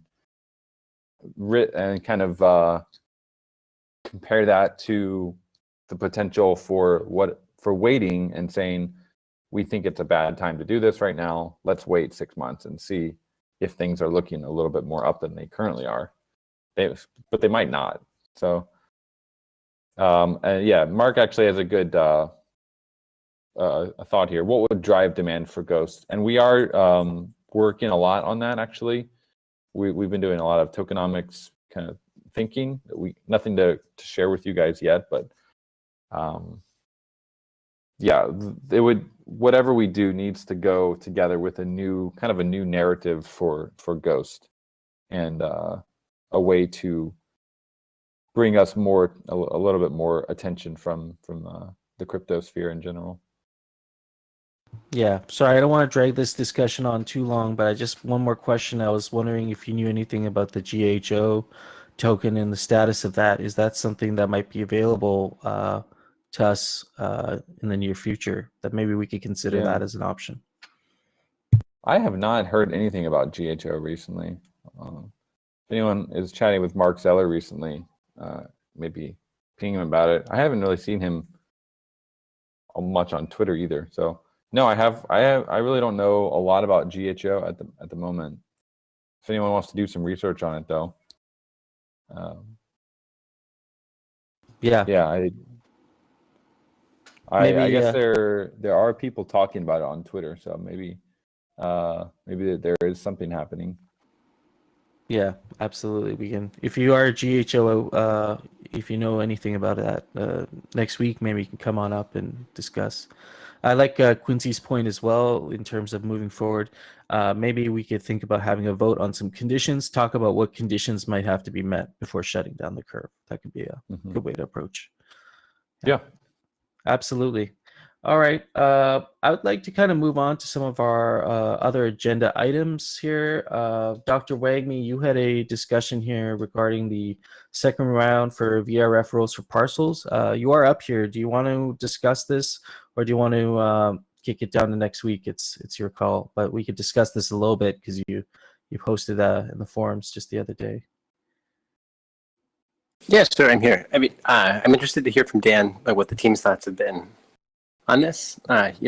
In short, I think most of us that spent a lot of money on the Aavegotchi verse kind of end around this like 6-month time frame, which we passed, and then as a lot of us are thinking about gearing up for this Alchemica spending competition, what like the re-rolls look like as we're trying to plan out our farms and like, really invest both time and money in the game. I think it's important to like be steady and kind of have an environment that's like minimal risk, since this is all such risky investments. And if I'm going to deploy $5,000 to $10,000 worth of Alchemica in the competition coming up, it'd be nice to know what the role number 2 looks like. And Dan, what have you guys been thinking about this?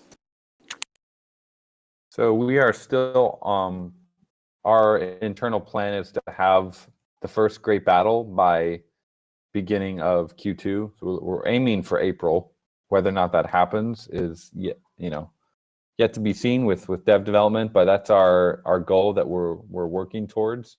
We're currently also obviously building out the arena and just other various small features. So if the DAO wants to wait until April, that would be the more lore friendly option. It is 3 months away, 3 months away, so a little bit of a distance. But if we really wanted to do that re-roll now or within the next month, it could be done if the DAO votes to do that. I think that's the best decision. Then we could also go with that, and maybe this is the pre-roll, and then the next one would come after the first great battle. Right. I feel bad for land investors. I think it's been affected so significantly by just like general market downtrend, and it'd be nice to like follow through on some like, I don't know, whatever they plan. How can we help make that happen? How can we support our landowners as much as possible? Because they've obviously had a tough time, and I think that's what I would support doing, is doing role number 2 as soon as would be allowed by dev time. But interested to hear from the community.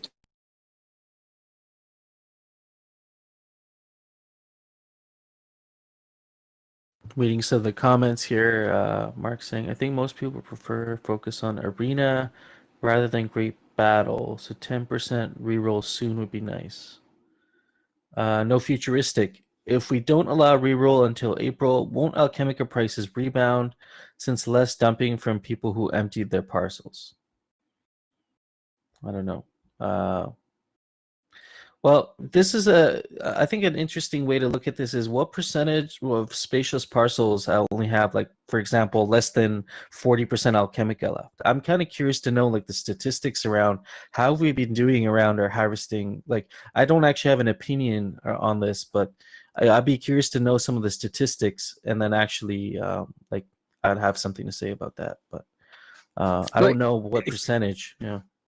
If you remember, like the different graphs we looked at for like the different types of farmers that there would be, right? There would be the farmers that aggressively spend early on, and to like intentionally like have a plan that doesn't like follow through on the promises of the available Alchemica is so strange. Just like, well, we don't want more inflation, so we're actually going to like rug you from getting like more Alchemica from your parcel because you had an aggressive, like expensive farming plan. That doesn't feel good, right? Yeah, absolutely. I agree with you on that. I think we should definitely try and figure out, because I do remember a significant amount of people put in a large amount of capital up front when those Alchemica prices were quite high as well. And so their initial cost is quite steep, invested into their structures. So maybe the way you might be thinking about this is, I've invested the capital up front into my setup, and I've now got back some of that Alchemica back to cover my initial costs, at least partially. But I want to keep that coming in because I invested so much money into this equipment. It shouldn't be just sitting there idle, on an empty parcel, for example. So I'm kind of curious to know how many of these individuals out there do we have? Because if there's a large amount of parcels that might be empty within the next couple months, then yeah, I think it makes sense to do a reroll, because those people will have invested significant capital into expensive installations only for them to sit there idly waiting for the next one. Yeah, I think all the roles that weren't above average, if you fully built when Harvesters first got released, then they should be empty by now. I think I had one spacious parcel which I fully built on straight away, and I think I only have Keck left in that, which was the only one which I had like a really good Keck roll, but all the rest were kind of around average, and that's all empty now. And that was from December. I think they've been empty for almost a month now. So Right, and mine are empty too. And I think the way I planned this is that when you have your next roll, right, like other people still had Alchemica left, but if you were an aggressive builder, you would be able to, like early in the round, be able to get as much Alchemica out. So that's part of the game theory. That was part of spending like $15,000 on a level 9 Spacious, which seems like a poor investment in retrospect. But I think staying true to like what the game plan was at that time, like how can we respect the time and investment for our community, should be a priority for us. Yeah. I mean, even in terms of the lore, if we were to make any changes, I think we could find ways to make the lore still work for this, so long as we're not like retroactively changing it every time to fit that. It makes sense that we were thinking that this would kind of be in timing with the Great Battle, but didn't quite line up just by a couple months. But I imagine once we get that first Great Battle done, these will be done a little bit more routinely, right, Coder Dan? Like every 3 months or something like that, there'll be a Great Battle, and then you'll have that 3-month period to kind of empty your parcel, and then you'll get the next roll. Is that right? Yeah, that's the intention behind the Great Battles. They're supposed to be fairly regular. At the same time, we do want to make sure every Great Battle is special and unique.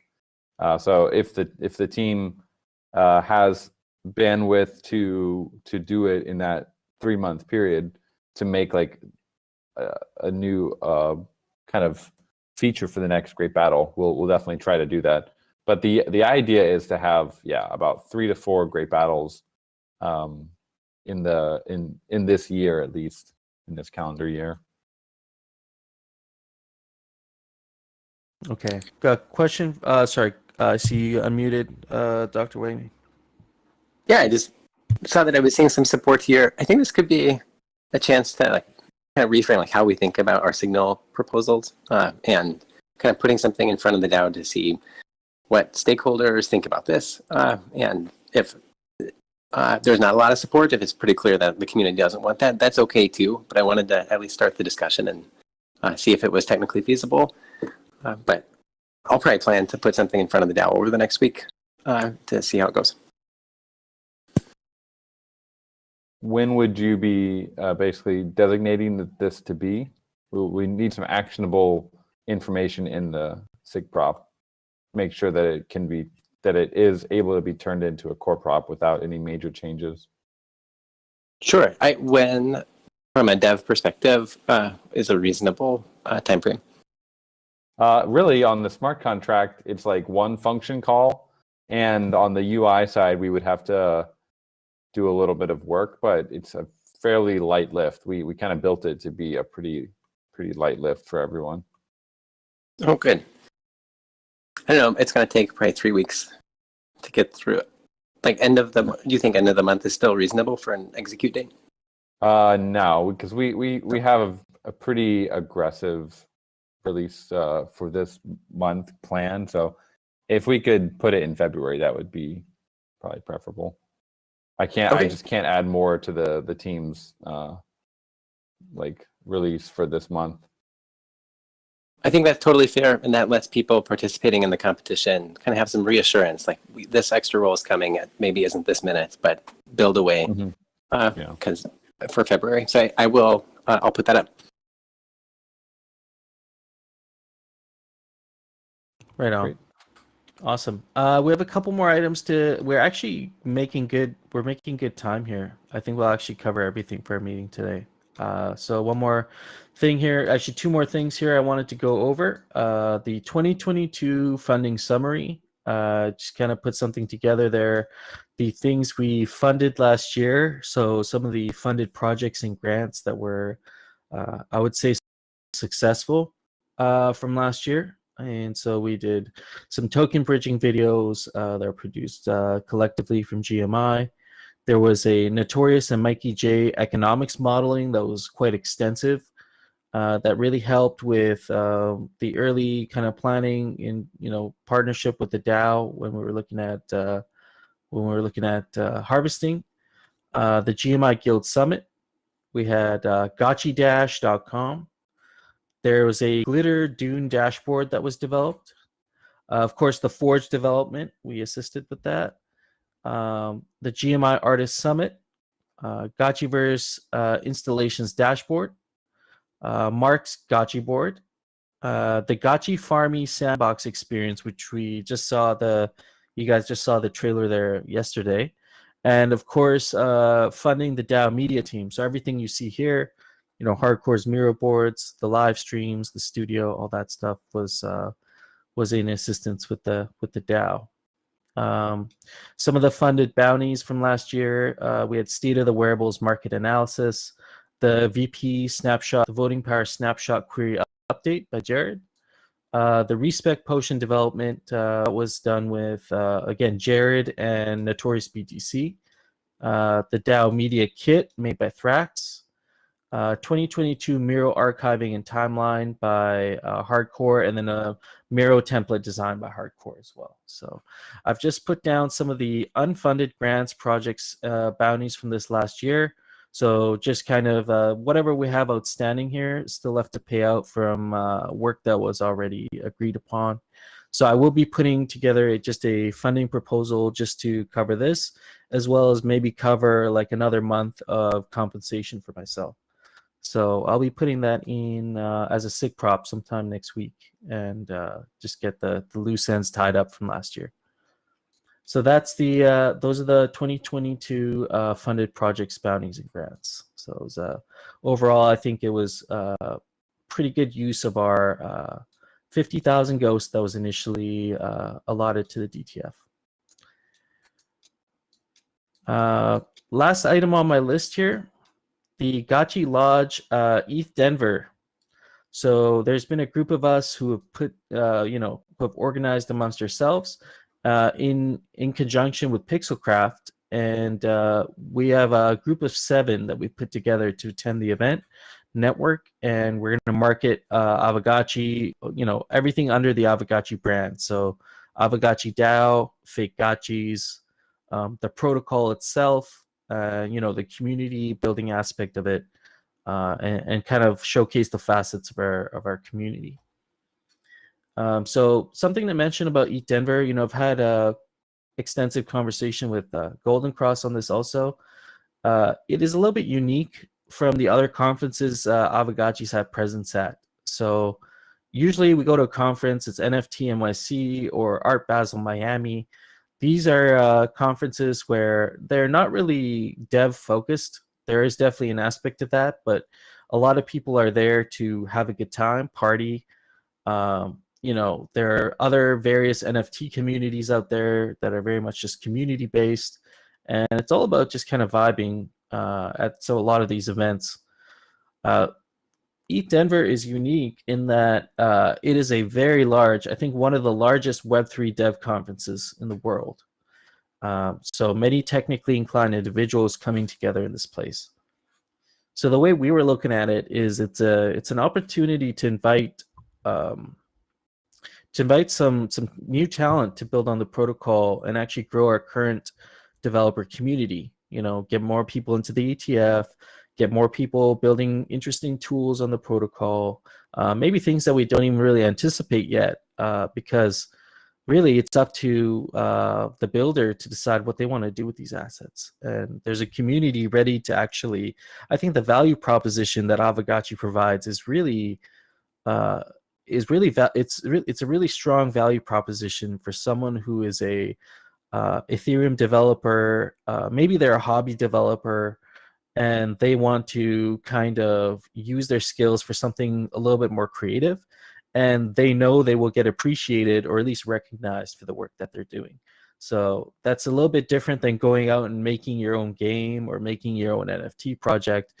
They have a community here that's going to be receptive to what they're building. So I think that's one of our major value propositions at events like this, is inviting builders onto the protocol and showcasing the value in these like assets.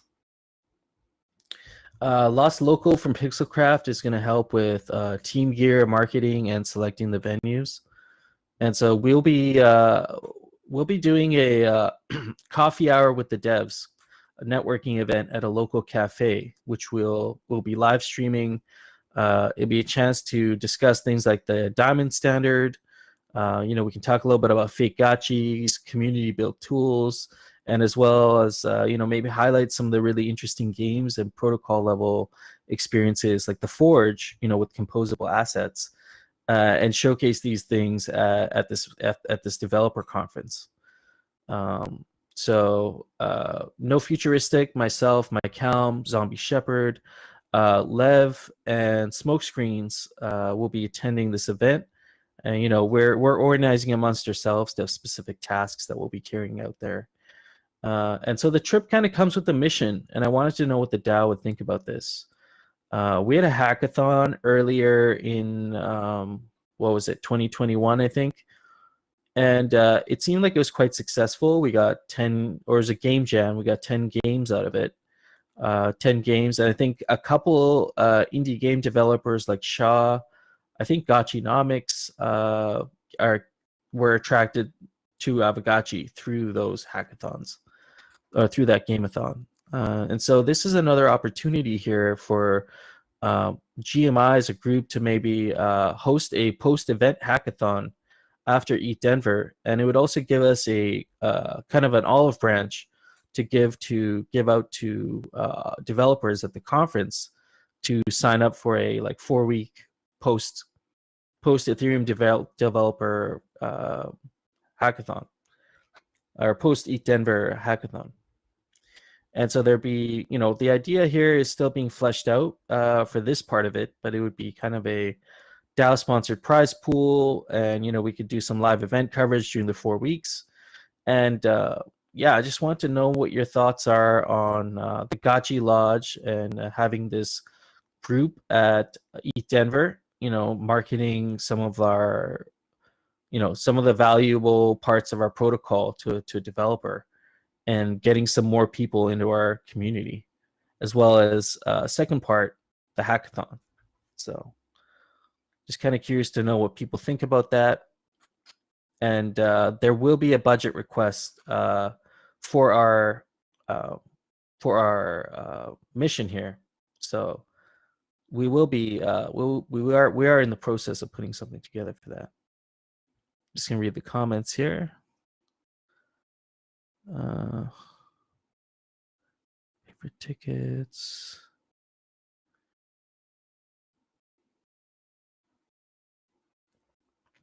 Well, I mean, I will also reiterate that this is going to be a lot of work, and I think, talking to the Pixelcraft side, they didn't see it unreasonable as the value that could potentially be created, and again, going back to the unique aspect of this conference. And so maybe if it was Art Basel Miami or NFT NYC, might be a little bit of a different value proposition. But I think there's a chance here to actually grow our community, and it says a lot when you have a group like that organized amongst themselves, actually working at these conferences especially over 9 days during a bear market. It says a lot. So definitely wanted to throw that out there. Let's see. I think there's a team that proposes a travel expense budget and a concrete plan for how they're going to engage with devs at the event. It can make sense. Yeah, exactly, Mikey J. That's something we're in the process of putting together. I wanted to throw the idea out there now because we do have a timeline that we're working on here, and we're hoping to actually get some concrete funding together over this next week and actually get a proposal out there. ZombieShepherd, the Lens team and creator cohort have expressed large investment in Aavegotchi since talking with them in Art Basel. We're planning to host some crossover Twitter spaces with Chris Comrie. Claire's reached out as well with some alpha I can't drop yet. But the point is that IRL event gets people interested in a way that you just can't touch online. 100% agree with that. And so we will be working on Chris with a series of onboarding videos from outside view.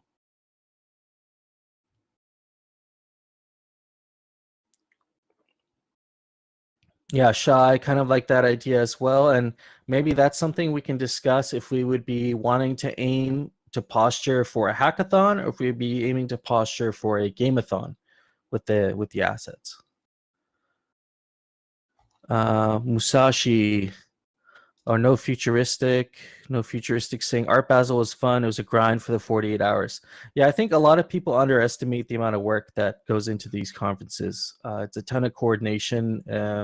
It's a ton of setup. It's outreach, and I think it also requires specific personalities and types of people to actually network and like get things done. So yeah. Musashi, I even have fun when I run IRL events. I'm just saying I've been through this with multiple DAOs now, and we all come to the same conclusion. We pay the way if we can pay for everyone who wants to go. Otherwise, we pay for ourselves. I'm not saying people don't work when they go. I'm saying it's not fair to choose one Gotchi gang member over another to pay their way to conferences. Yeah, I mean, I actually agree more with no futuristic. This is more of a, this is not like, fund our trip to ETH or NFT Miami or NFT NYC so we can have a great time. I'm actually going to NFT NYC, and I don't think maybe that's the same. It's a completely different proposition there.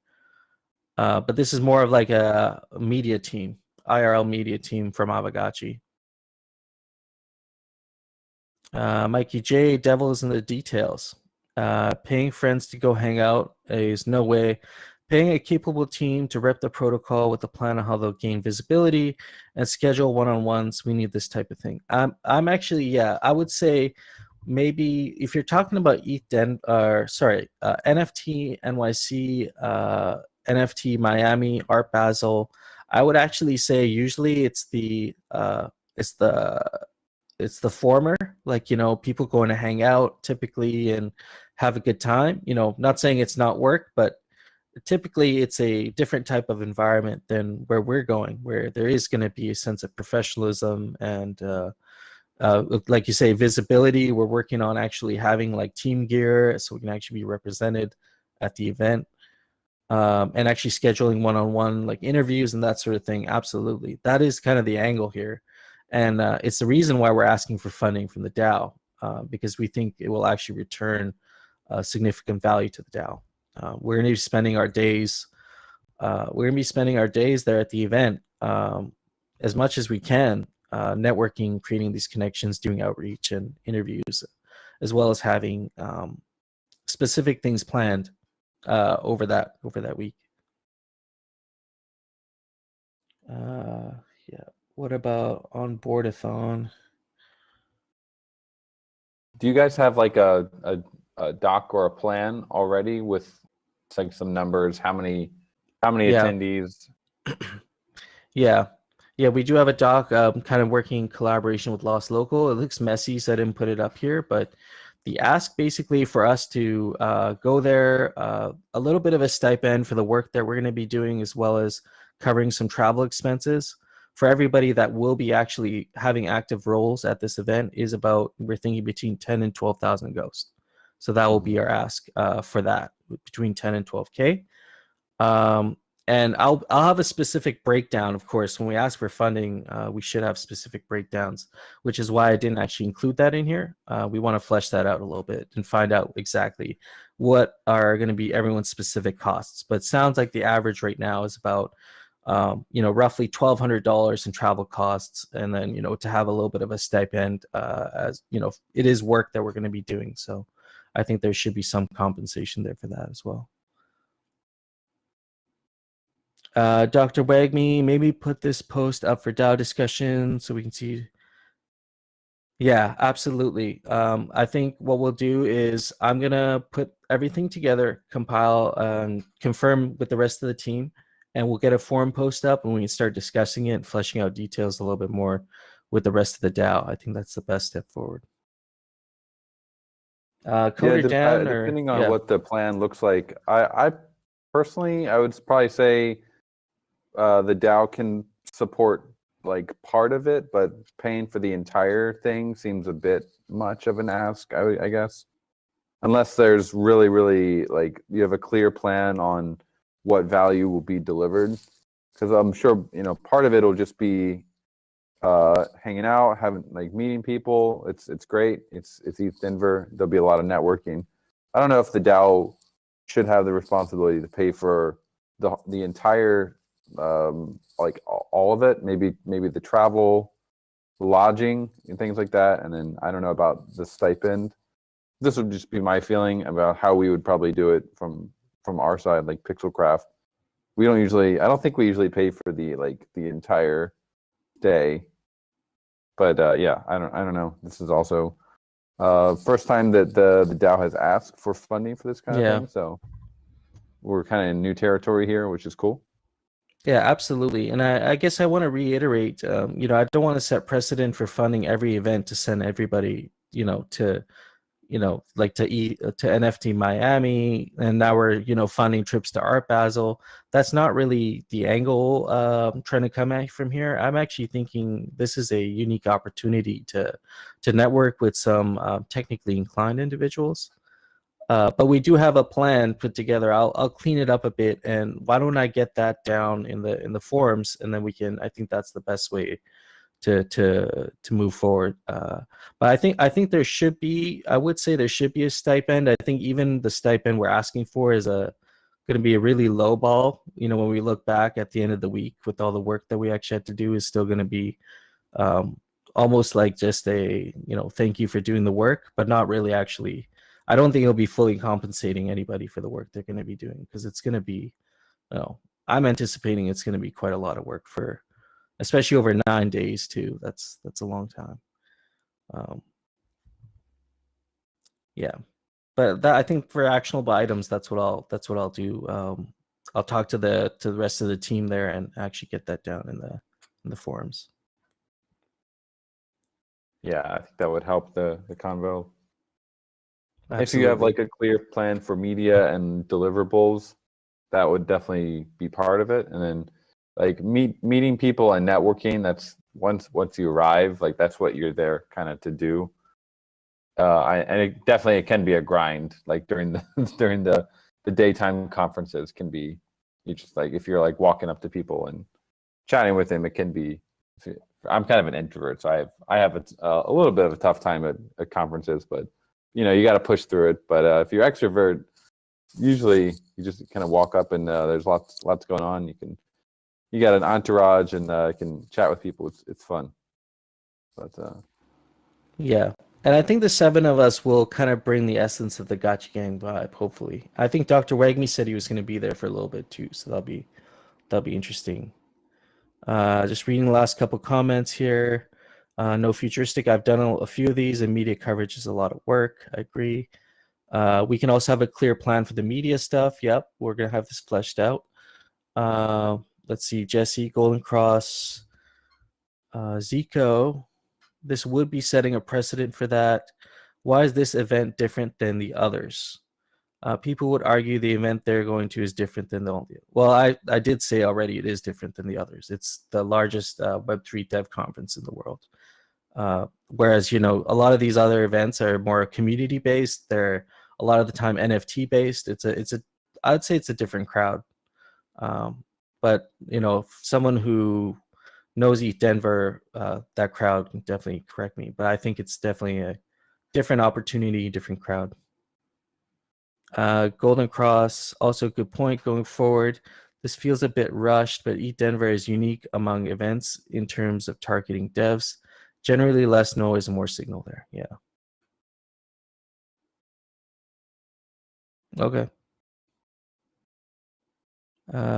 Jesse, in terms of president, I would personally suggest this be treated like a PMO, project management office.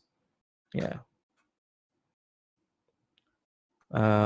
Jesse, again, the proposal needs clearly defined goals, what success is, and then a review period by nonpartisans after the fact to see if the goals were achieved.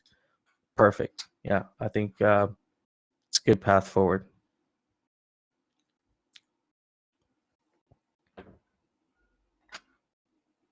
Great. So we'll Yeah. look for the post on the discussion forum. Yeah, absolutely. Yeah. It seems like people are open to the idea, but just people wanting more details, fixed plan, an actual plan with deliverables and a process. So definitely can get something together for that in the forums. Yeah. Okay, I think that was the last item I had to discuss for today. Do we have a... Oh man, and we finished right before the end of the hour. I mean, you could tell. I think we made some changes here in the template, in the meeting format, some subtle changes. But look, I mean, we covered all these different things today. And is there anything left to cover? Did we miss anything? I don't think so. I think we covered everything here. Do you have anything else you want to discuss, Coder Dan? Or anybody else up here? Good on my side. For next week, I would like to start a discussion about voting power. You guys can even see our voting power is so complicated right now, even Snapshot can't handle it. So I think there is a discussion to be had about potentially streamlining how we're doing voting power a little bit to pave the way for on-chain voting. But I'll try and prepare a little bit of something for next week. And then maybe we can revisit if there's any new thoughts on the bonding curve side. We can visit that once again. Maybe there'll be some new changes. Okay, yeah, and I just remembered here, Chair, thanks for reminding me, man. I appreciate that. Infinity Keys and Aavegotchi partnership. They have a forum post. Just go check it out. Infinity Keys is hoping to create a experience where you could have some onboarding and engagement through their product, and they deal with many different communities. And I think it could be a good way to cross pollinate a little bit, and sort of like those treasure box missions that we did a couple months ago. Something like that.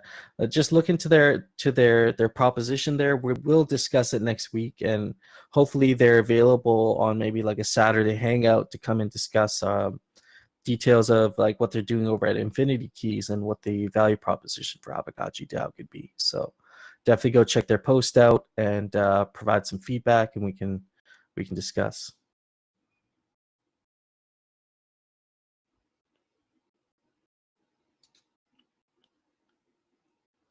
See, just reading a few last comments here.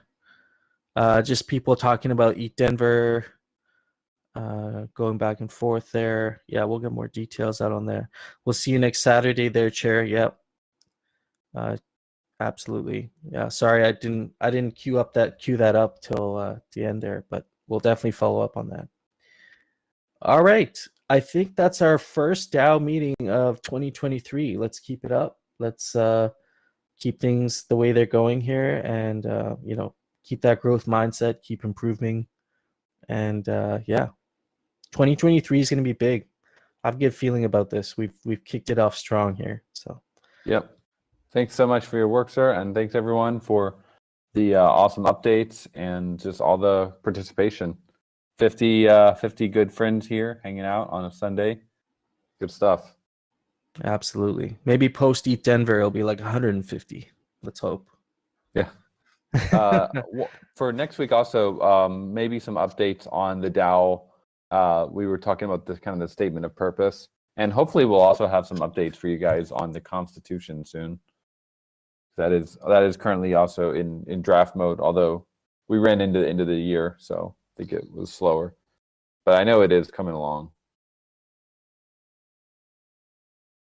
Absolutely. Yeah, and actually we'll put that on our docket from the DAO side for next week. We have been kind of trying to put the Miro board together for the mission and values and all that stuff. And actually, we should try and drill down into that, because that'll help us with our direction as well in terms of like actually a lot of the things we discussed here today. So absolutely. All right, everyone.